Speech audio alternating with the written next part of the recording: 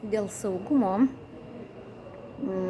aš anksčiau bijodavau, kas liečia tokias nardymo paslaugas ir man atrodydavo, kad čia Egipte niekas nežiūri, kokią įrangą,